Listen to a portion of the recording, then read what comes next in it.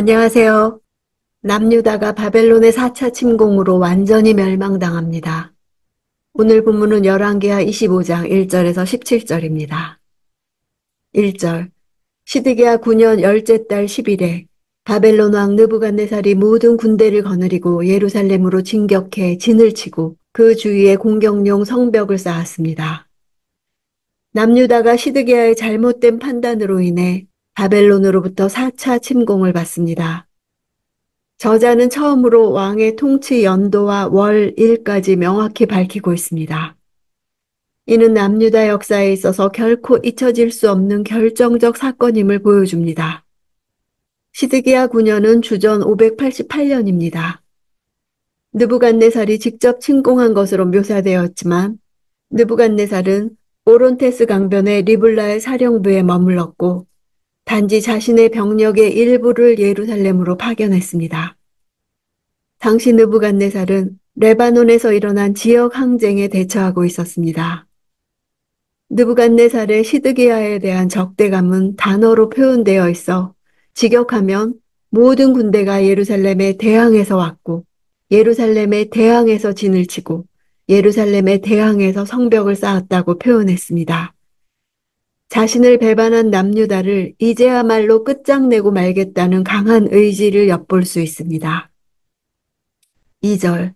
그리하여 예루살렘 성은 시드기야 왕 11년까지 계속 포위돼 있었습니다. 이미 3차에 걸친 바벨론 침공으로 쇠약해져 있던 남유다가 강력한 바벨론의 군대를 맞이하여 무려 19개월이나 예루살렘 성에서 버틸 수 있었던 사실은 당시 바벨론은 남유다와만 전쟁하고 있었던 것이 아니라 레바논에서 발생한 지역 항쟁에 대처하고 있었던 동시에 아프리카 원정에 대비하고 있었기 때문에 군사력이 분산될 수밖에 없었습니다. 또한 남유다에 대한 이집트의 지원으로 인해서 예루살렘을 포위하고 있던 바벨론 군대의 전력이 어느 정도 약화되었습니다. 물론 이집트의 지원병 파견은 단지 시위에 지나지 않았고 남유다에게 실제적인 도움은 되지 않았습니다. 그러나 바벨론 군대가 마음 놓고 예루살렘 공격에 전념할 수 없게 한 이유는 되었습니다. 그리고 히스기야 시대와 므낫세 시대에 걸쳐 예루살렘 성이 거듭 중건됨으로 인해서 바벨론이 예루살렘을 쉽게 함락하기 힘들었다는 사실도 있습니다. 이러한 사실은 남유다가 아무리 이집트로부터 군사적 원조를 받거나 이전부터 성을 든든히 쌓았다 하더라도 바벨론에 의해 결국 함락당하고 말았다는 사실을 보여줍니다. 하나님을 전적으로 의지하지 않고 이집트의 군사력을 더 의존한 것이 결코 완전한 방편이 되지 못했습니다. 여호와의 율법을 지키는 일과 같은 내면적인 것에 힘쓰기보다는 높은 방어벽을 쌓는 것과 같은 외적인 일에만 관심을 기울였던 결과가 궁극적으로는 파멸이었음을 역설적으로 증거하는 것이기도 합니다. 3절. 넷째 달 9일 성 안에 기근이 극심해 그 땅 백성들이 먹을 양식이 떨어져 버렸습니다. 4월 9일을 지금의 태양력으로 보면 예루살렘이 멸망한 때인 주전 586년 6월 9일 내지 7월 9일경을 가리킵니다. 이때는 더 이상 백성들이 버티지 못하고 항복할 정도로 가장 기근이 극심했던 최악의 시점입니다.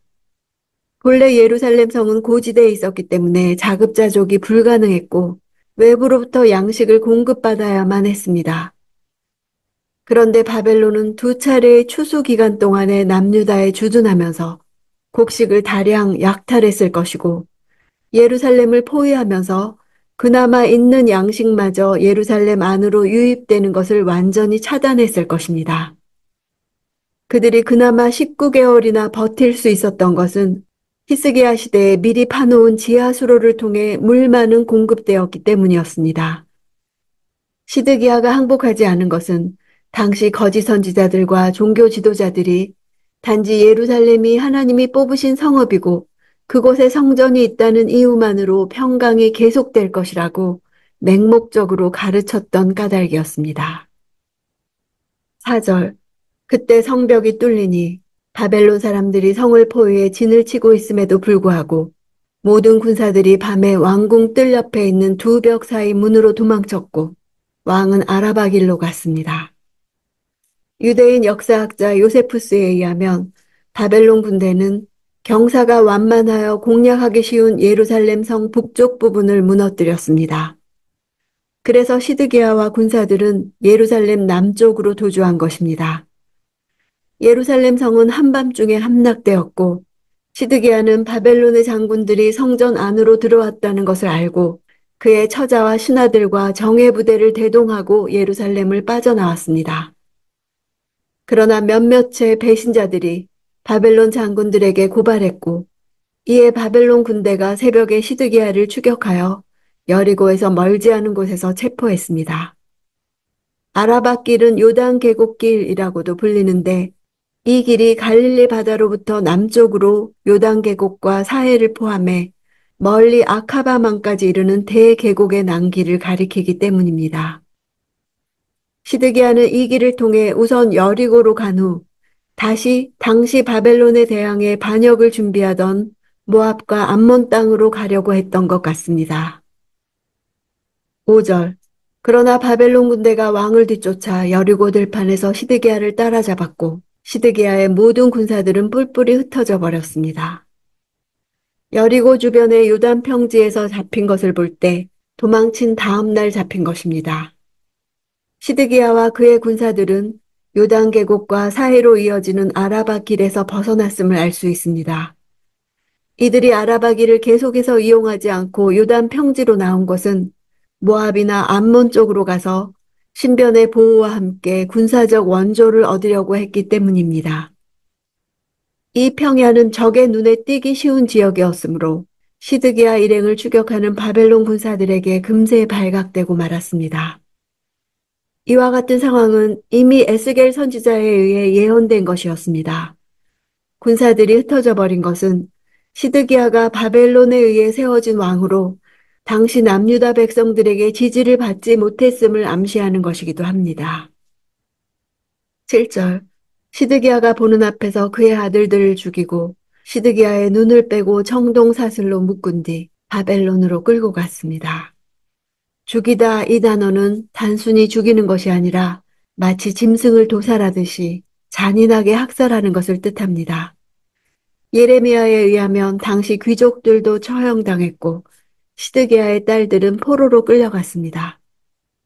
두 눈이 뽑히는 형벌은 아시리아와 바벨론 왕이 그의 봉신국의 왕들에게 벌을 부과할 때 주로 사용하던 방법이었습니다. 시드기야는 바벨론의 옥에 갇혀 있다가 죽임을 당했습니다. 8절. 바벨론 왕 느부갓네살 19년 다섯째 달 7일에 바벨론 왕의 신하인 호위대장 느부사라단이 예루살렘으로 왔습니다. 이때는 예루살렘이 함락되고 나서 한 달 정도 지난 후입니다. 느부갓네살의 제위연대를 통해 남유다의 역사를 기록하고 있습니다. 이는 남유다가 독립적인 국가로서는 역사의 현장에서 완전히 사라지고 바벨론에 귀속되고 만 사실을 나타냅니다. 열왕기서에서 연도뿐만 아니라 월, 일까지 자세하게 기록하고 있는 내용은 열왕기상 6장의 성전 완공과 예루살렘이 바벨론에 포위된 시점과 성전 파괴 시점과 여호야긴의 복권 시점 이렇게 네 번만 나오고 있습니다. 9절.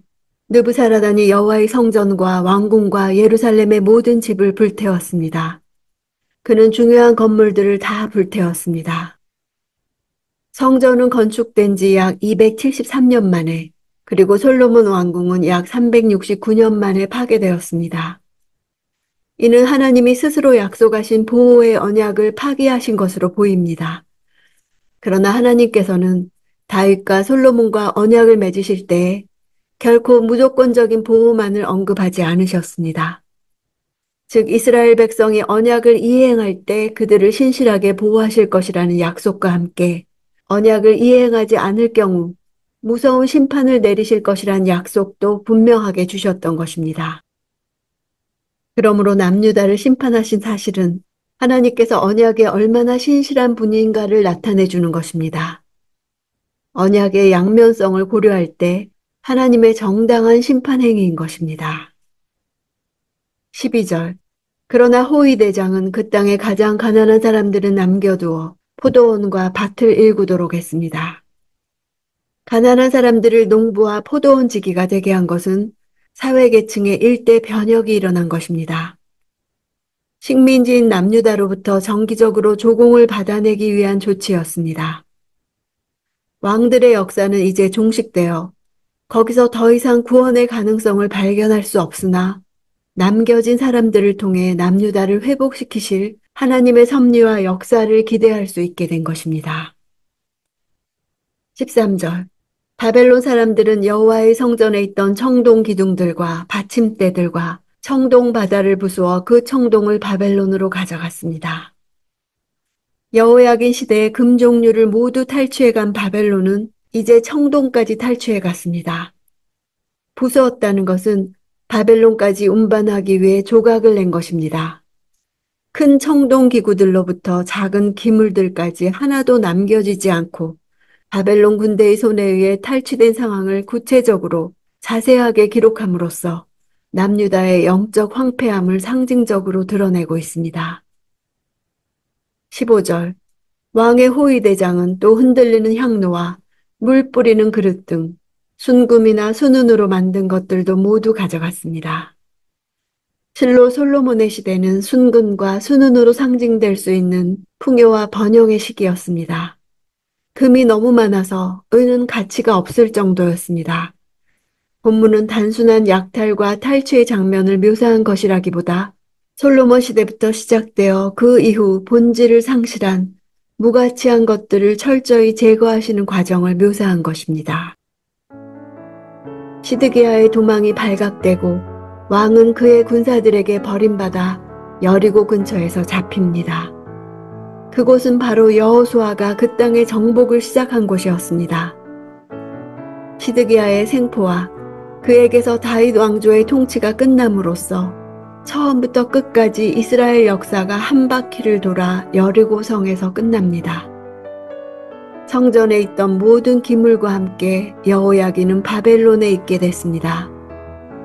예레미야 애가의 깊은 슬픔과 분노와 죄책감과 절망과 두려움이 터져나오는 상황입니다. 그러나 미래의 회복은 바벨론에 있는 유배자들을 통해 올 것입니다. 우리도 포로지에 있는 것이 무슨 소망이겠는가 하는 상황에 있을 수 있으나 하나님의 일하심은 우리 생각을 뛰어넘어 계속됩니다. 그것이 우리의 소망입니다.